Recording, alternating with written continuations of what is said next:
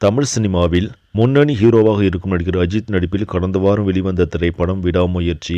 Lyca நிறுவனம் தயாரித்த இப்படத்தை மகிழ் திருமேனி இயக்கியிருந்தார். அஜித்துடன் மகிழ் திருமேனி முதன்முறையாக இப்படத்தில் இணைந்தார் என்பதும் நாம் கவனிக்க வேண்டிய ஒன்றாகும். இவர்களுடைய கூட்டணி படத்தின் மீது மிகப்பெரிய எதிர்பார்ப்பை உண்டாக்கியது. இப்படத்தில் அஜித்துடன் இணைந்து த்ரிஷா, அர்ஜுன், ரெஜினா மற்றும் ஆரவ் ஆகியோர் நடித்திருந்தார்கள்.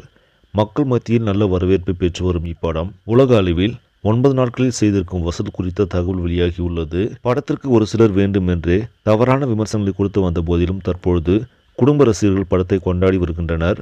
அதன் காரணமாக தற்பொழுது 9 நாட்களில் 250 கோடி என்கிற இமாலய வசூல் சாதனையை படைத்திருக்கிறது. இனிவரும் நாட்களில் இந்த படத்தின் வசூல் எப்படி இருக்க போகிறது என்பதை பொறுத்திருந்தான் பார்க்க வேண்டும்.